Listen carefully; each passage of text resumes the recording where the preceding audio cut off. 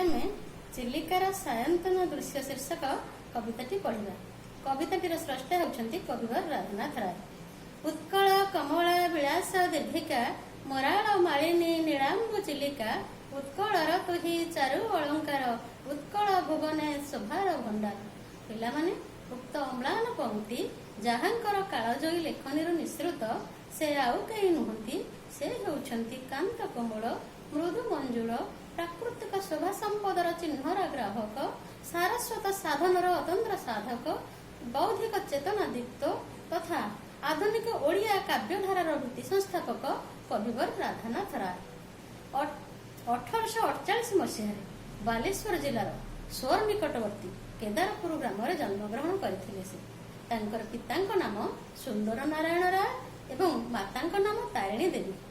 जड़े शिक्षक भाव में निजर कर्ममय जीवन आरंभ करी निजर असाधारण दक्षता कर्तव्यनिष्ठा तथा निष्ठापर उद्यम बल से शिक्षा विभाग सर्वोच्च पदवी परिदर्शक पदवी अलंकृत करिपारिथिले।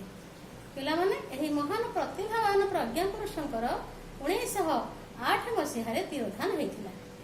तांकर सृष्टि संपद गुड़िक यथा केदार गौरी, नंदीकेश्वरी, चिलिका, चंद्रभागा, उषा, उर्वशी, दरबार आदि काव्य विवेकी पिला माने मन रख ओडिया साहित्यर प्रथम प्रबंध विवेकी जे कि राधानाथ राय रचना करथिले एवं आ गोटे प्रबंध लिखिथिले से इतालीय जुबा।